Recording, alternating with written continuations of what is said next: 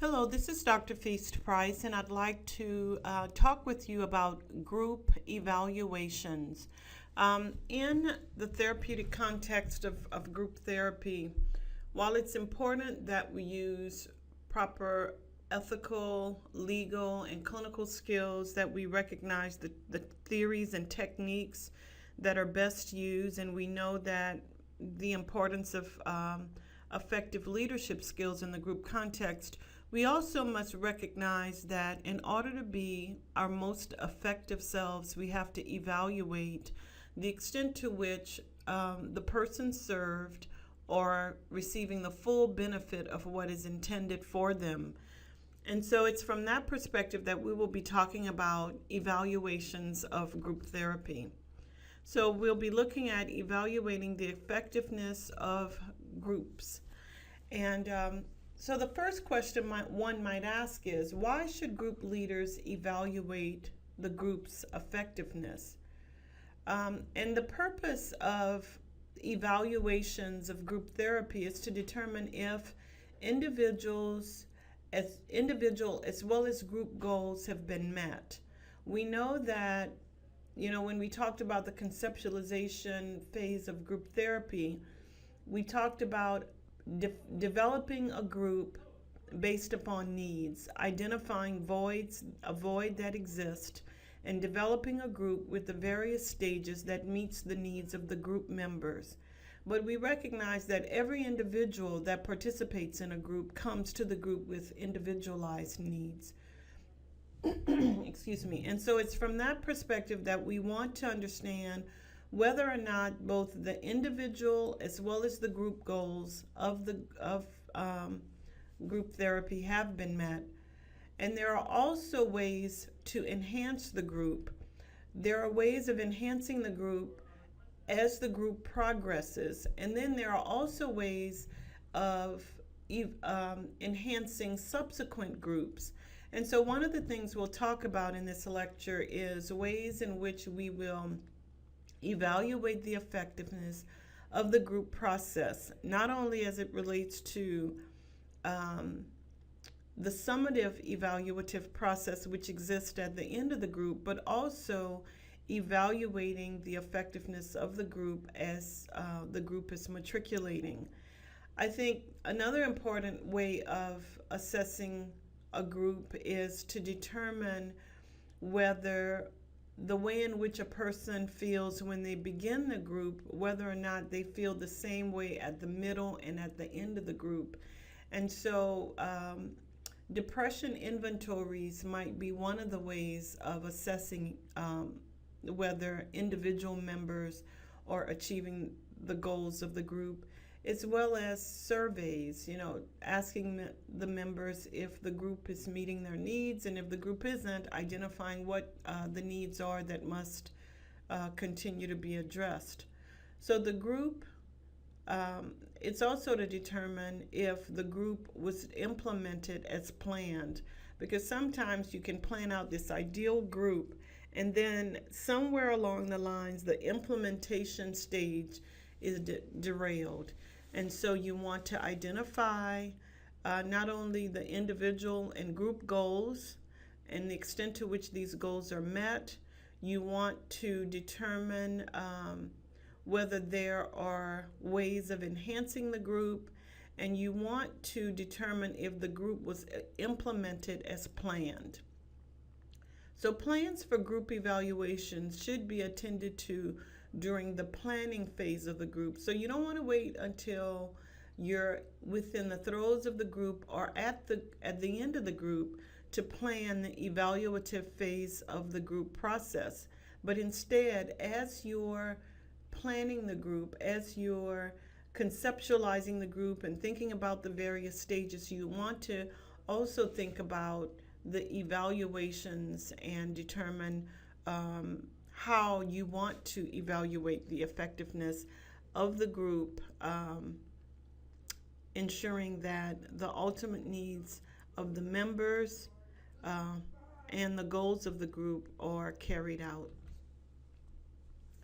So group therapy is a formal evaluation procedures and measurement instruments that help group leaders to systematically organize, categorize, and review information on the group process as well as the outcome. Evaluations of the group provides constructive and corrective feedback.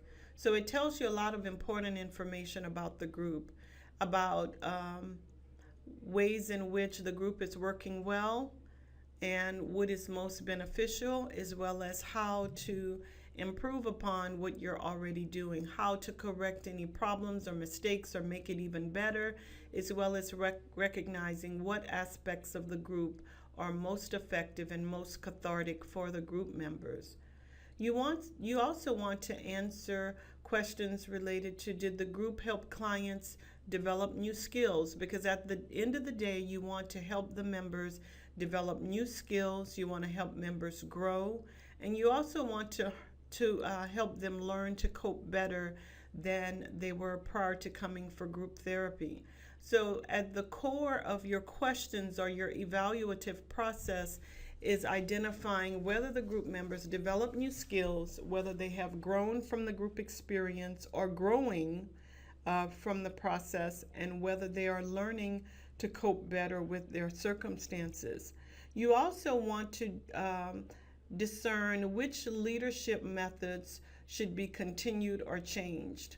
Sometimes you recognize that as a leader, certain skills and techniques that we might utilize are more effective than others. So when you recognize that there are certain skills and strategies that are being used that might be counterproductive or less productive, then you want to recognize what's working, what isn't working, and make changes that positively impact the outcome of the group process. You also want to carefully understand why some members might drop out. So if members choose to drop out, you want to do an exit interview. Tell me your reasons for dropping out, what worked, what didn't work, what could have been done differently. How is this group informative to you? How is it beneficial? How can we improve the services that we provide? So at every turn, whenever there is a member that drops out of the group, for whatever reason, you want to understand the reasons why. And even if the reasons that the person is presenting is more personal in nature, so they might say that, I didn't have child care, so because of the lack of child care, I can't remain in the group, or the hours of the group were counterproductive to my work schedule or my family life. So you want to take that into consideration, because if you're getting the feedback often enough, it suggests that you may consider ways of making those various aspects of the group more conducive to the participants. While it's important to understand why people drop out in order to take corrective actions, you also want to understand, why do other members stay? Why do they matriculate from the beginning until the end? What about the group is beneficial? And what are those areas of the group that might require corrective actions? And you also want to always discern whether retention can be improved, whether the therapeutic nature of the group can be improved. So when you look at evaluative methods, we know that there are two kinds of measures that are oftentimes done. There are quantitative measures, and then there are also qualitative measures. So what are quantitative measures? Quantitative measures are these measures that are designed to quantify or give numbers or some kind of numerical meanings to the effectiveness of the group experience. So it might include rating scales to measure the group's impact. There might be a pre-test during the intervention. There might be a test and post-test at the end of the intervention. It might be objective tests, for example, the Beck Depression Inventory or the MMPI. There might be scales to measure attitude and or behavior change, as well as different behavioral observations. And so quantitative measures give you hard data. It gives you numbers. It quantifies it. And from person one to person two, you get hard and fast data by which you can analyze it and better understand what's most effective for the clients that you will be working with or that you are working with. And so based upon the numbers that you're getting, you're able to evaluate how effective you are. And when you look at the information aggregated, when you look at all of the members of the group together, you might be able to discern at what points in time certain changes may have taken place. You know, it might help you to understand whether cohesion of the group took place, started to take place at the second group meeting or the third group meeting, but it really gives you a lot of information that you could begin to extrapolate and draw greater meaning from. Also, there is the qualitative measure of evaluating the effectiveness of a group. And with the qualitative measures, it has to do with examining the quality or the subjective experience of the participants. It deals a lot with observations as well as descriptions, and so it's not something that you can quantify necessarily, or it's not specific items where participants are circling yes,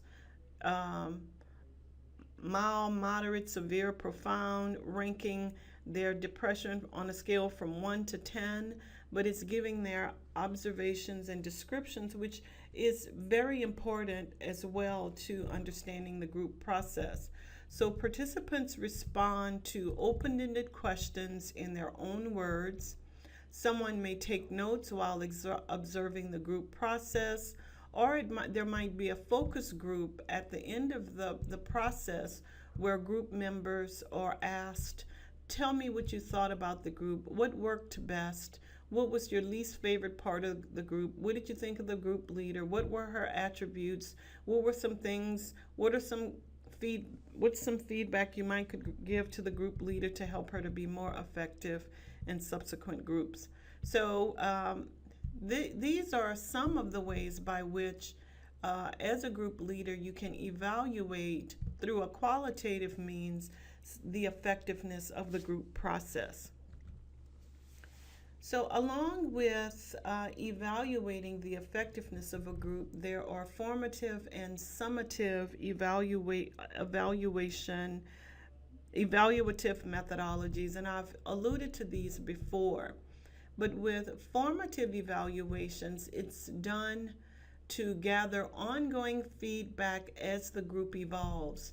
So maybe at the end of every group, there is a formative evaluation that's done.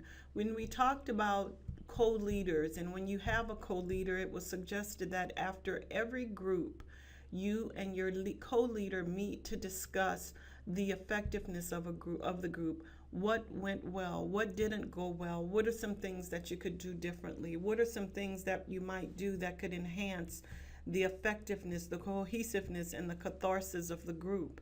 And so with the formative evaluative process, it's done as the group matriculates, as each stage evolves. You're constantly gathering information to best understand the successfulness or the effectiveness, efficiency of the group process. And the purpose of a formative evaluation is to improve and redefine the group as it is evolving. So you're constantly looking at ways of improving and redefining and enhancing the quality of the group as it evolves. A summative evaluation is done to determine if a group has met its goals and whether or not the group should continue. And the summative evaluation process occurs at the end of the group process. So once the group has ended, you are evaluating the group to determine whether both individual and group goals have been achieved. And the purpose of a summative evaluation is to gather different kinds of information or to gain information at different points in the group's life. I think it's most important to recognize that it's not a either or. It's not either formative or summative or qualitative versus a quantitative evaluative process.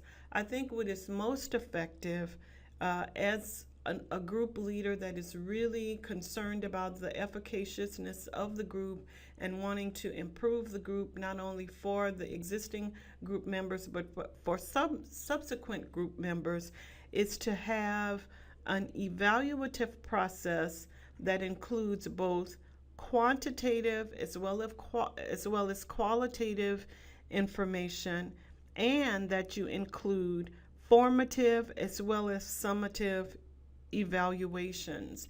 And so it's through this mixture of information gathering or evaluative measures that you can understand the full extent and the full benefit of what you're providing to the members of the group, ways of enhancing the group, ways of making the groups better for existing members and for future members. One of the things about cognitive behavioral therapy, because it's behaviorally based, it's far easier for members to determine and discern whether behaviors have changed over time.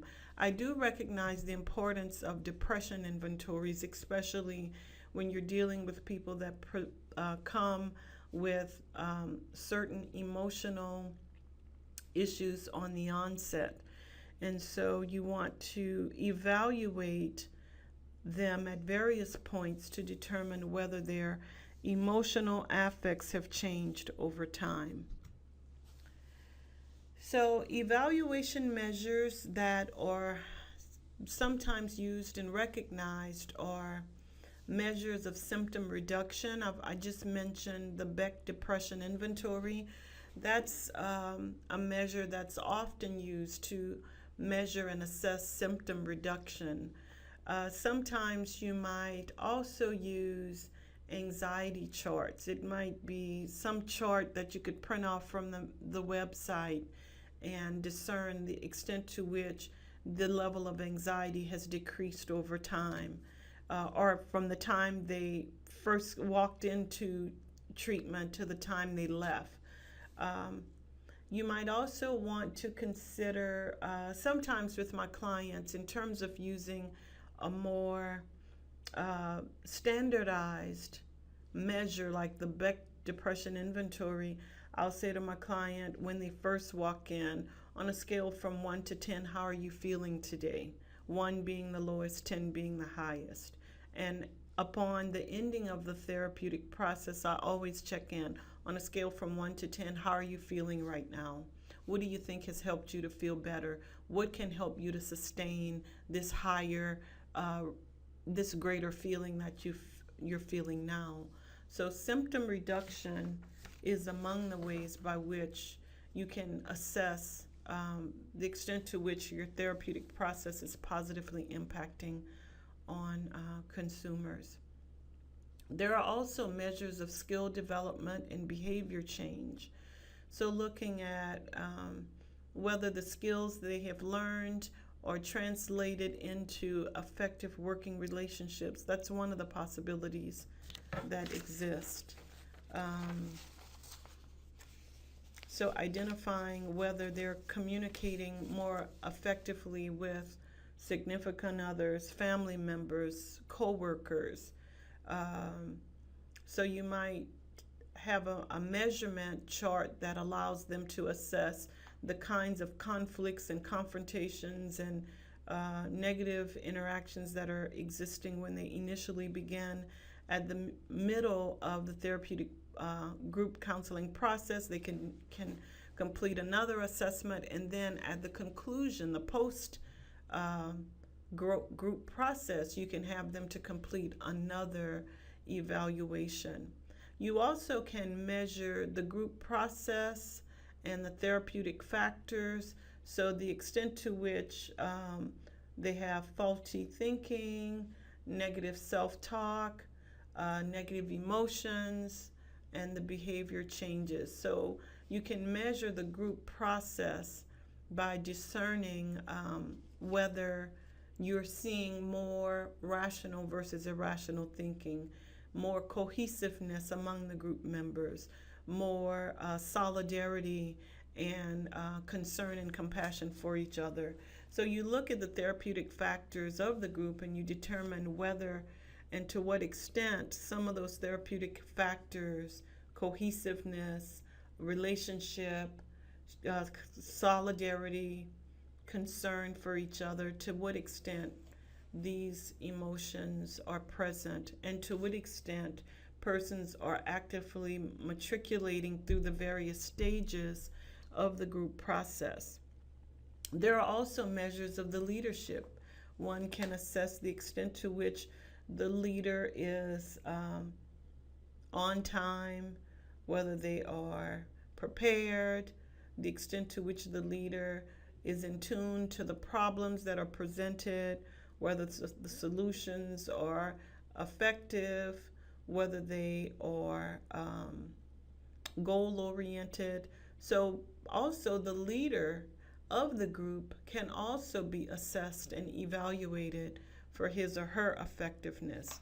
And especially when there is co-leadership, the extent to which you can evaluate the benefit of the co-leaders and how effective their co-functioning is for the group is also an important measurement for the evaluative process of the group process. Measures of goal attainment. At the beginning of the therapeutic process, you're identifying the goals that are to be achieved, as well as the members to achieve the goals.